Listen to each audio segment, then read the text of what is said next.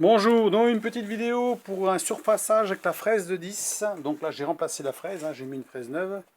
Et on va voir la rapidité pour surfacer une pièce comme ça. C'est déjà une pièce déjà un peu conséquente, on va dire, pour une petite fraiseuse. Et on va voir combien de temps il faut pour fraiser ça. Parce qu'on dit une fraise de 10, ça, l'avantage c'est que ça travaille vite.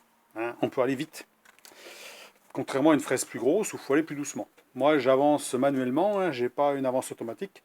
Donc on va quand même mettre un petit peu de lubrifiant quand même, histoire de pérenniser un peu la fraise, malgré qu'elle ne va pas forcer beaucoup là. Alors comme lubrifiant, je vais utiliser ça.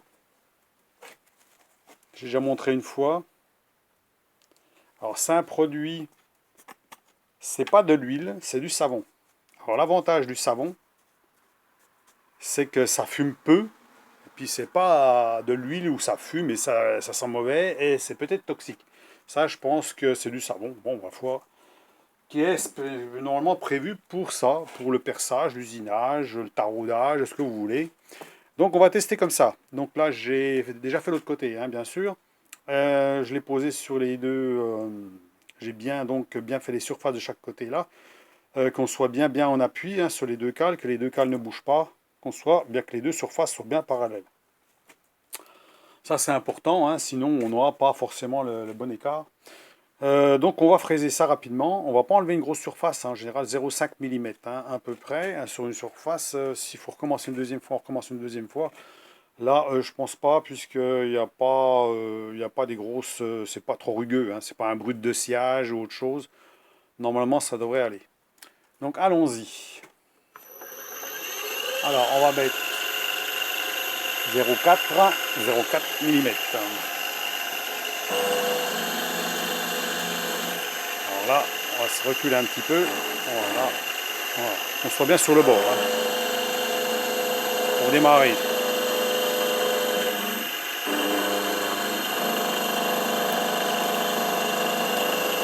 Voilà, c'est en vitesse réelle. Donc, ouais. La fraise, je la ménage pas non plus. Plus la fraise sera grosse, moins on pourra aller vite. Là, l'avantage, on peut aller très vite. Alors, bien sûr, on pourrait prendre une fraise de 12, mais j'en ai pas. Alors, bon, c'est encore plus vite.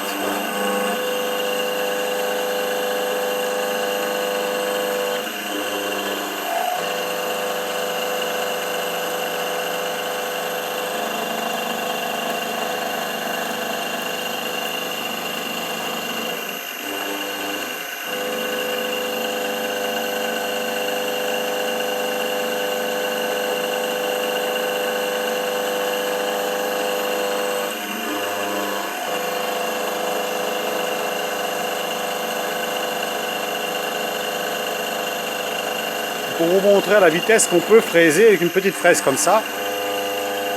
C'est pour ça que je trouve que ça va bien, moi.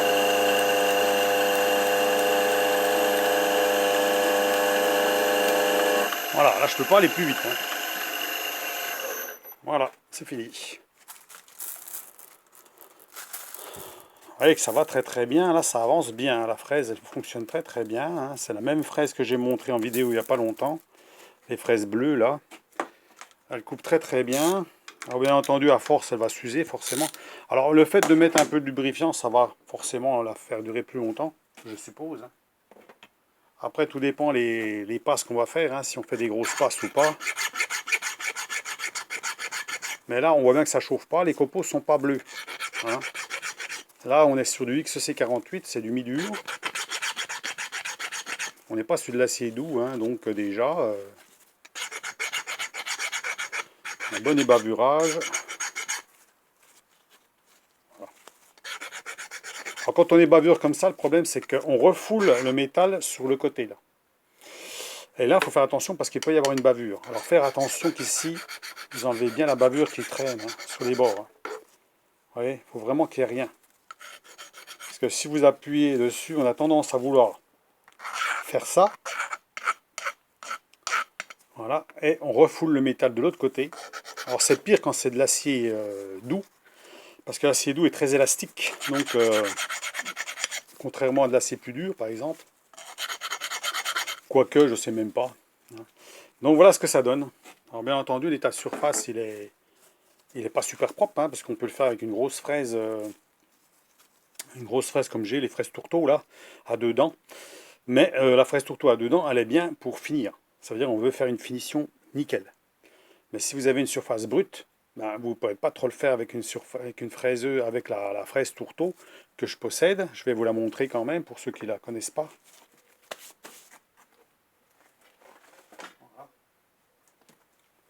C'est cette fraise-là, hein, que j'adore. Hein. Mais elle est plaquée, c'est de l'aluminium, c'est pour l'aluminium. Donc on peut fraiser de l'acier avec sans problème, mais on ne peut pas prendre des très grosses passes. C'est de l'ordre de dixième maximum. Donc quand on fait un surfaçage comme ça, si on veut une finition parfaite derrière, eh ben, on la passe derrière, on passe ça derrière. On va enlever un tout petit poil, peut-être quelques centièmes, et ça va vous faire un brillant parfait. Hein, ça sera la finition. Voilà. Mais entre-temps, bah, si vous voulez usiner une pièce qui est brute, il faut utiliser une fraise classique. Voire un tourteau, si vous avez un tourteau à plusieurs dents, si vous avez la possibilité de le faire, avec une fraiseuse, mais bon, une fraiseuse qui tient la route quand même. Hein. Parce qu'en général, avec les tourteaux, plus ils sont gros, plus tendance, on ne peut pas trop rentrer dans la pièce non plus. On fait vraiment que du petit surfaçage. Ça vibre et tout. On ne peut pas avancer très vite non plus. Alors que vous voyez, là, j'avance très très vite quand même. Donc, je ne sais pas si le rapport diamètre-vitesse est valable ou pas. Parce que là, vous voyez, j'ai pas mis longtemps pour faire ça. La pièce, elle aurait été jusqu'au bout là. Ça aurait été pareil, à peu de choses près. Hein, j'aurais pas perdu beaucoup de temps pour la faire. Donc voilà la pièce qui est faite voilà, de tous les sens. Hein. Alors je vais la mesurer quand même. Oh, je sais pas combien je dois être là. Voilà. Oh, 17. 17, c'est bon. Donc je vais refaire un petit crampon plaqueur du même genre. Hein, donc voilà. Hein, la même chose que ça, celui que j'ai montré. Alors, vous voyez que j'ai fait une petite modif. Hein, pour que quand on appuie, ben voilà, on se met sur le bas et non pas sur le dessus. Donc pour choper une pièce par exemple. Hein. Donc tremper, bien sûr, tremper, plus un petit revenu derrière jaune hein, pour éviter que ça casse. Voilà. Donc je vais en refaire un autre, j'ai la même dimension. Donc la partie du bas va faire, ça sera la partie du bas ici. Et la partie du dessus, ça sera le morceau là.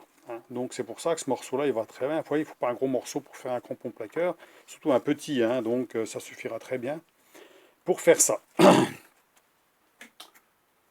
Voilà donc pour le fraisage avec une petite fraise de 10, vous voyez que ça va très bien qu'une fraise de 10, elle dure longtemps quand même, hein, si vous la sollicitez pas trop. On voit que les copeaux ici, ils ne sont pas bleus, hein, ils sont brillants. Donc ils ne chauffent pas, il n'y a pas d'échauffement. Hein, donc là, vous pouvez aller dans un sens, dans l'autre, ça change rien, hein, vous gagnez du temps, vous passez dans un sens, vous décalez, ainsi de suite. Puis là, il faudrait que je décale exactement de la bonne dimension, hein, là, je n'ai pas décalé vraiment de 10. Hein, j'ai plutôt des fois à 8 qu'à 10. Alors donc sinon je pourrais gagner sur la surface de la vitesse encore. Hein. Donc voilà. C'est bien plat, impeccable. Donc j'aurais plus qu'à fraiser là. Mais je pense pas que je vais le faire parce que c'est fait pour couper ici. Je vais couper ici, alors forcément pour faire le morceau. Donc et puis le bloc me servira. Alors l'avantage c'est que j'ai déjà le modèle. Le modèle est déjà fait, hein. J'ai plus qu'à tracer en fait autour. Voilà. Le modèle de ce pièce-là, c'est surtout parce que celle-là c'est facile, mais c'est l'autre qui est plus compliqué. Donc à ce moment-là, j'ai déjà le modèle pour tracer. Donc voilà, j'aurais plus qu'à tracer et puis à suivre. Voilà, les contours. Voilà, pour en avoir au moins deux, hein, voilà, au moins deux à utiliser. Donc voilà pour la petite vidéo rapide, hein, pour vous montrer qu'avec une fraise de 10, bon, on pourrait prendre 12, je pense qu'on aura à peu près pareil. Mais par contre, si on prenait une fraise de 20, c'est pas sûr qu'on puisse aller à la même vitesse. Hein. C'est sûr que là, on va commencer à sentir que c'est dur à avancer. Et puis en plus, on va peut-être avoir un échauffement, forcément un échauffement plus important au niveau du bout de la fraise. Et puis les copeaux vont bleuir, hein, forcément. Donc, alors que là, non, ils ne bleuissent pas. Forcément, on prend très très peu de matière. On va vite, mais ça chauffe pas. Pas d'échauffement. Alors le produit que j'ai utilisé là, bon, je pense qu'il va très très bien. Par contre, il n'est pas donné. J'avais déjà montré en vidéo. Alors l'avantage c'est que ça fume pas. Hein. Si je mettais de l'huile classique, ça fumerait. J'ai déjà essayé, j'ai déjà fait des tests. L'huile, ça fume. Vous respirez ça, voilà, c'est pas trop agréable, alors que ça, bon, à la limite, pour que ça fume, il faut déjà chauffer plus. Et c'est comme si c'est du savon, à la limite.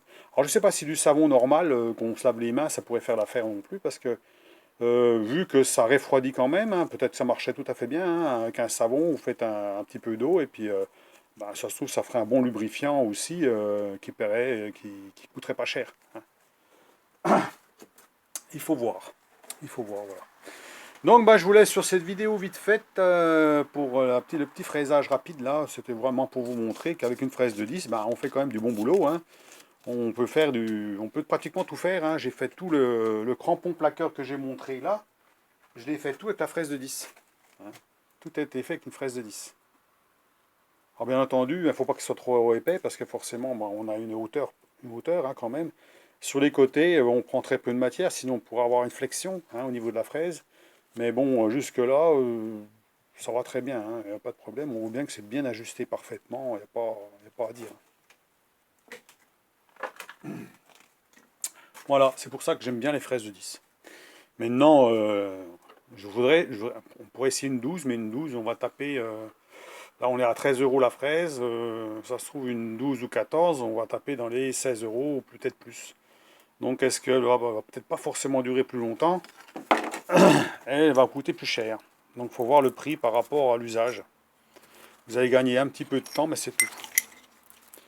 Maintenant, attention, hein, quand on fait des rainures, on peut utiliser une fraise de 10 aussi, hein. Si votre rainure, par exemple, fait 12, vous faites une tranchée de 12, puis après, bah, vous avancez tout doucement, hein, et puis vous faites 12. Voilà, vous n'êtes pas obligé. Parce qu'attention, quand on fait, par exemple, une tranchée de 10, on va être légèrement au-dessus de 10, hein. On risque de manger un peu plus de matière, hein. Alors, par exemple, si on fait une tranchée, une rainure de 10, il faudrait presque une 9.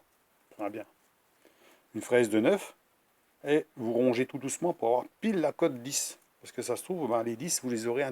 C'est pas sûr que vous n'ayez pas pile poil 10. Si vous voulez vraiment 10, c'est pas sûr que vous les ayez, hein. Donc en une seule passe. Peut-être qu'il va falloir ajuster en bougeant légèrement la fraise.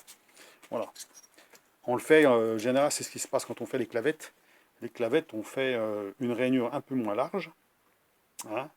Et après, on prend la fraise un petit peu plus, la même largeur que la clavette pour arriver que ça soit juste, que la clavette, elle coince dedans.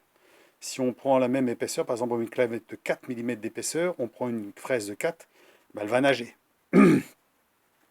Alors que si on prend une 3, on fait la rainure de 3, puis on prend une 4 derrière, bah ça va aller parce qu'on prend moins de matière, donc il y a moins de flexion. Je pense que c'est ça. Voilà. Donc je pense que le but, c'est mieux de faire en deux fois. Voilà. Donc là, j'ai mis moins de lumière, hein, pour voir ce que ça donne, si on a bien vu. Parce que moi, je vois pas bien sur l'écran, on voit que c'est un peu sombre, voilà, par rapport à l'habitude, parce que là, j'ai mis une luminosité inférieure. Parce que comme j'ai beaucoup d'éclairage au niveau de la fraiseuse, il faut beaucoup d'éclairage, sinon on voit rien du tout.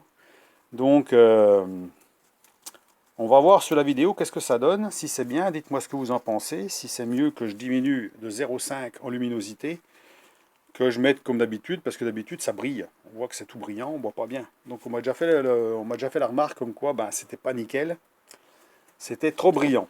Donc c'est sûr que quand on a du LED aujourd'hui assez puissant, c'est sûr que ça marche bien. On arrive bien à voir, dirige bien la lumière. De toute façon, il n'y a jamais assez de lumière, hein, parce que c'est vrai qu'on ne travaille pas avec. Il faudrait avoir des néons tout autour qui éclairent bien, il faudrait avoir un éclairage en dessous, c'est pas comme le tour. Le tour, c'est facile d'éclairer la zone du mandrin, alors que là, c'est pas facile d'éclairer. Vous avez toujours des zones d'ombre, hein. Par exemple, là, si je mets la lumière de ce côté-là, ben, on va avoir l'ombre de l'autre côté. Si je mets la lumière de ce côté-là, on va avoir de l'ombre de l'autre côté. Donc, c'est pas toujours facile. Donc, ben, je vous laisse sur cette vidéo vite faite, hein. Donc, moi, je vais continuer. Je vais scier. Ben, alors, moi, je vais scier à la main, hein, parce que là, je pourrais pas scier avec ma scie. Je pense pas. Je vais voir si je peux sur ma scie à ruban. Le problème, c'est ma scie à ruban, ben, l'étau, il va prendre là. Alors, je vais voir si je peux quand même scier là. Si c'est faisable ou pas, ça m'éviterait de le faire à la main, parce qu'à la main c'est chiant, hein. À voir. Donc, je vous laisse sur cette petite vidéo vite faite, hein. Il n'y a rien de compliqué là-dedans, c'était juste pour vous montrer que bon, bah, ça fonctionne très bien avec des petites fraises de 10. Maintenant, pourquoi prendre une 20? On peut mettre une 20, on peut mettre une 25 si on veut, hein. Alors, pour la surface, pour l'état de surface, c'est mieux d'avoir un tourteau dedans, comme j'ai montré, qui va vous faire un fini miroir. Donc, des fraises qui tournent comme ça vous fera toujours des stries, hein, il n'y a rien à faire, hein. Ça fera toujours un genre, voilà, comme ça, hein.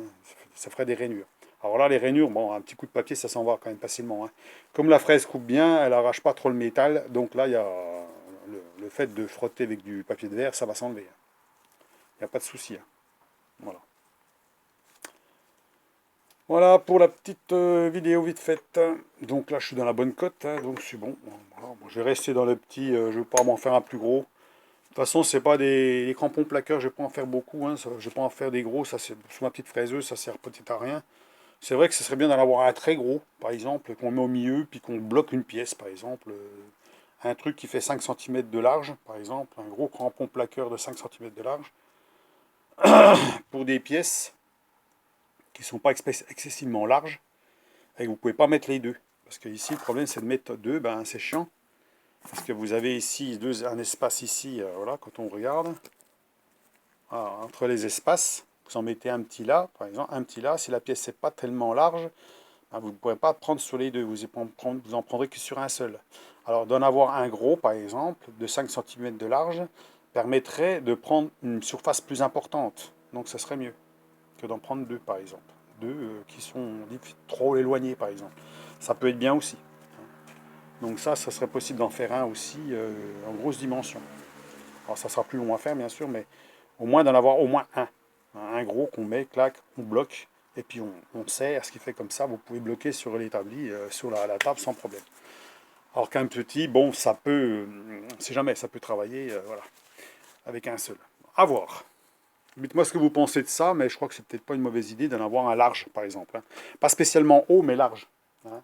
Ça veut dire que là, on est sur un modèle, hein, quand on voit la grosseur de l'engin, là, c'est pas très gros, hein. Alors, bien sûr, j'ai des morts d'étau, hein, je peux m'en servir aussi. J'ai même un étau plus large, mais c'est vrai que des fois, se mettre sur la table, ça peut être bien. Voilà, donc quand on met ça, par exemple, je vais éclairer, qu'on voit bien, voilà.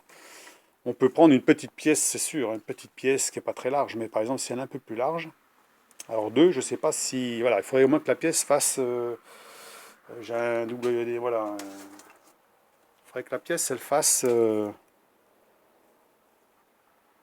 on voit, c'est vrai que ça brille, c'est chiant, hein. 8 cm, voilà. 8 cm. Il faudrait qu'elle fasse minimum 8 cm si on va mettre deux. Hein, sinon, ça ne va pas. Alors que si on en met, par exemple, on a une pièce de 5 cm, bah, avec un gros de 5 cm, ça serait parfait. Voilà. Même 6, même 7, ça passe. Puis à partir du moment qu'on est au-dessus de 7, on peut mettre les deux. Voilà. Donc peut-être deux comme ça, deux petits, puis un gros. Voilà. Ce qui fait comme ça, c'est bien. Moi, je pense que ce serait l'idéal. Voilà. Petit, oui, gros. Pas très très haut non plus, ça sert à rien, puisque bon, ça sert à rien que ça gêne. Au moment de fraiser, il ne faut pas que ce soit trop haut, hein. Mais au niveau largeur, oui. Donc voilà. C'est une idée, hein. C'est une idée, c'est une idée. Maintenant qu'on est un petit peu là-dedans, pourquoi pas continuer un peu là-dedans. Voilà. Alors, ce qui serait bien, c'est par exemple aussi, au mieux de fraiser des surfaces importantes, des espaces importants, c'est pouvoir les scier avant. Ce serait les scier avant, mais les scier avec une machine électrique, hein, parce que couper des petits morceaux là-dedans, on peut le faire à la fraise. Vous voyez bien qu'on peut fraiser, mais on ne peut pas fraiser 1 cm par 1 cm, hein, ça peut pas. Voilà, ça serait bien, c'est sûr, hein. Là, une fraise comme ça de 10 mm, si je pouvais descendre de 10 mm d'un coup, ce serait l'idéal, mais je ne vais pas le faire, hein. Donc, on va en prendre moins de matière, forcément, donc il faut faire beaucoup de passes. Donc, allez, ce coup-là, je vous laisse, et puis, ma foi, je vous souhaite une bonne après-midi, et puis, ma foi, vous avez vu que, bon, ça se fait pas trop mal. Il suffit d'aller un peu plus vite que la normale, hein. On n'a pas d'avance automatique, là, c'est tout à la main, donc je sens à la manivelle que ça va tout seul, hein, ça force pas, rien du tout. Là, on est à 0,4, voire 1 mm, ça rentre tout seul, hein. Donc, il n'y a pas de souci. Donc, ça coupe bien. Tant que les dents sont impeccables, bah, ça marche. Voilà. Dès que vous voyez que ça commence à forcer, c'est que votre fraise elle commence à avoir mal aux dents, c'est qu'à de dire. Et ça devient de plus en plus dur, et puis à bout d'un moment, bah, ça vous fait une surface qui est dégueulasse. Donc, il faut changer la fraise. Donc, voilà, c'est tout. Donc, je vous laisse sur cette vidéo, et puis ma foi, laissez des commentaires, n'hésitez pas, hein. Pour ceux que ça intéresse, le fraisage, je sais que le fraisage, c'est pas forcément quelque chose qui intéresse beaucoup de monde, mais on y vient, hein. Moi j'y suis venu, hein. Alors là, je vais faire le côté, hein. On va faire le côté ici, là. Donc le côté, on se met comme ça, hein, automatiquement. Donc on peut mettre les cales. On va le faire, tiens, pendant qu'on y est. Bon, voilà, ça sera fait. Hein. Alors toujours bien nettoyer, hein, avec un pinceau. Les cales, il faut bien regarder qu'il n'y a pas de vacherie dessus. Voilà. Alors faites attention que les cales, on voit bien qu'elles appuient bien. Si vous voyez qu'elles ont tendance à mettre de travers comme ça, c'est que vous avez une saloperie qui est coincée là, sous le mort. Hein. Alors c'est pas, c'est un petit peu embêtant. Donc là, on peut le mettre comme ça. Voilà. Les cales, comme il faut. Voilà. Alors on laisse dépasser un tout petit peu, on va peut-être un petit peu plus quand même. Hein, parce que bon, pas que je sois trop près de l'étau, surtout trop près des cales. Parce que si une cale vient à sortir au moment du fraisage, on va fraiser la cale. Et puis là, la cale, c'est pas la même. Hein. La cale peut endommager la fraise. Donc, marteau à bomber le verre. Hein.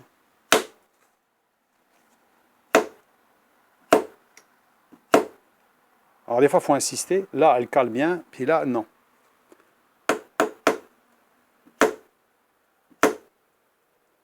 Alors je vais retourner la pièce, parce qu'il y a sûrement un petit défaut au niveau des côtés.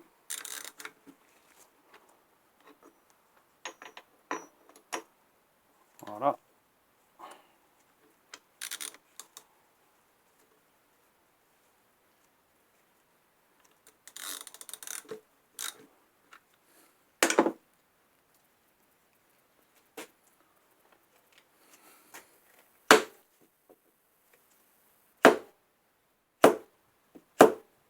Voilà, ça tient. Voilà, celle-là, non. Voilà, ça y est. Celle-là, la pièce, elle est embêtante parce qu'elle est un petit peu d'une forme un peu spéciale. Donc là, ben, elle est coincée ce coup-là. Mais là, le problème, c'est que faut que je tape dessus. La cale est légèrement ressortie, puis j'aime pas trop. On va taper un peu sur la cale. Voilà. C'est bon.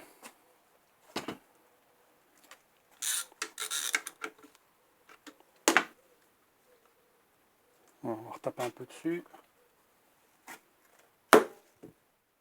Alors, bon, vraiment que ça bouge pas. Hein. Voilà. Donc allez, on va faire le côté.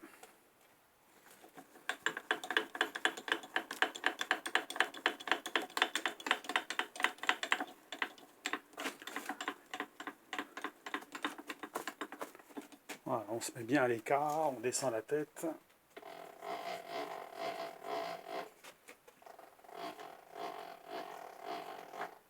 Voilà, ça c'est bon. Alors, ensuite, à tangenter. Alors, on va se mettre pour bien voir, voilà.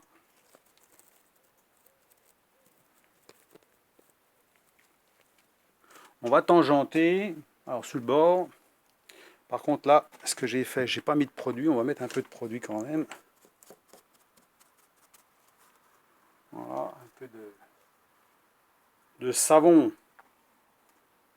Hein. Un peu de savon.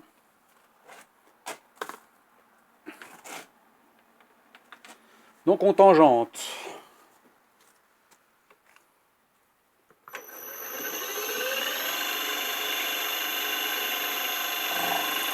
Voilà. On prend une petite passe, on bloque la table.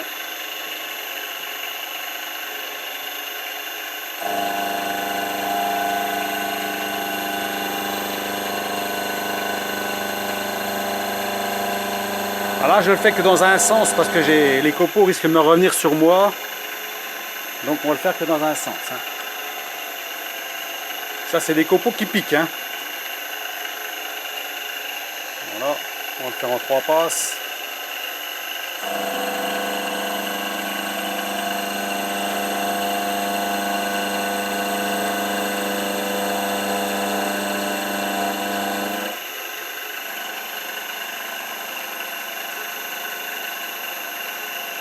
Alors normalement quand on fait du fraisage sur le côté comme ça, on prend une plus grosse fraise. Hein, pour la rigidité. Hein. Mais bon, là on va le faire avec celle-là, on va aller très bien. On va descendre un petit peu, voilà, pour être jusqu'au bas.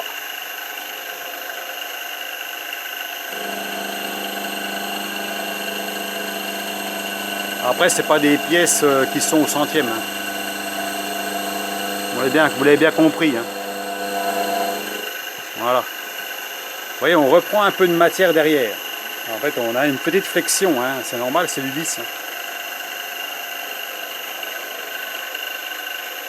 Voilà. Voilà, le côté est fait.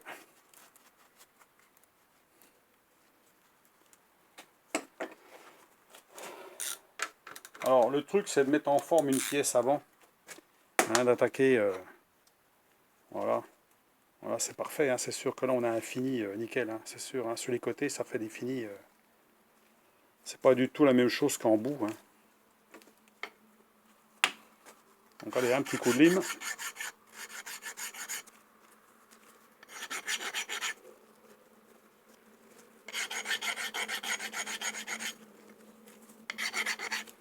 Voilà, on va mettre bien un petit coup sur le dessus. Comme ça, le plus à plat possible pour enlever vraiment les restants de bavure. Voilà. On s'en fout si on raye un peu, c'est pas grave. Hein. Le tout, c'est pas de laisser de bavure qui risque de nous poser des problèmes après. Voilà. Oui, ça marche très bien. Donc on va faire l'autre côté maintenant. Alors on va quand même nettoyer un petit coup. À chaque fois, il faut nettoyer. Hein. C'est bon. Même si on travaille sur le côté, allez, hop.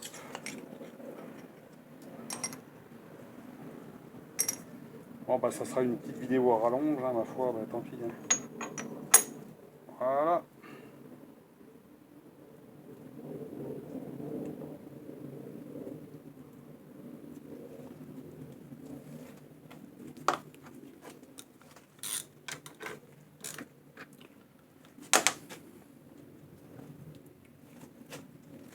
Faire de la place. On déverrouille la table. Faire un peu de place, parce que là, on puisse taper dessus quand même.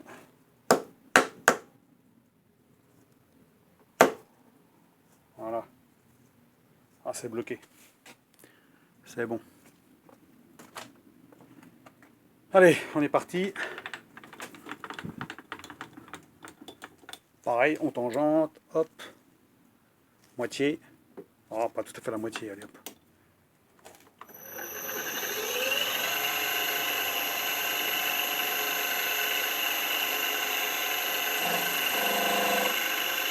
Allez, on enlève un petit peu. On bloque la table.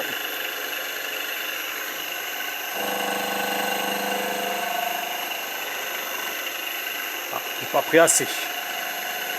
On va prendre un peu plus.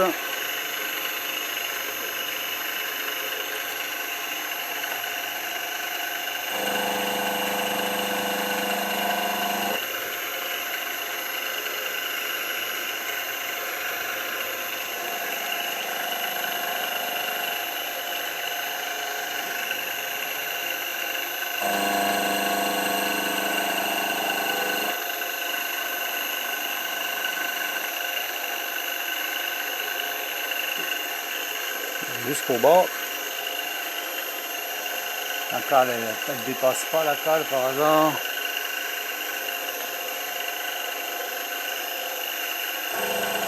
Non. On vérifie toujours de la cale en dessous. Hein. Voilà. C'est bon. Donc là, toutes les surfaces sont faites. On va pouvoir travailler avec quelque chose, avec des bases. Hein, donc, sur les côtés, que ce soit le plus droit possible, plus perpendiculaire possible. Hein, voilà. Donc, parfait. Hein. On a les bavures. On a encore cette face-là, mais ça sera fait quand on aura coupé. Hein. Donc,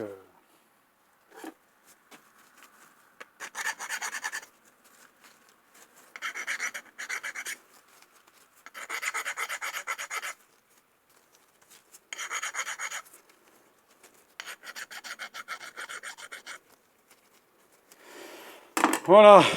Donc, la pièce finie. Donc, il n'y a plus qu'à faire du découpage. Donc, ce coup-là, je vous laisse, et puis ma foi, sur cette vidéo. Hein, dites-moi ce que vous pensez de tout ça. Bon, on a fait un peu plus que prévu. Hein. Bon, je vous ai juste vous montrer un peu de fraisage. Voilà, hein, c'est juste ça.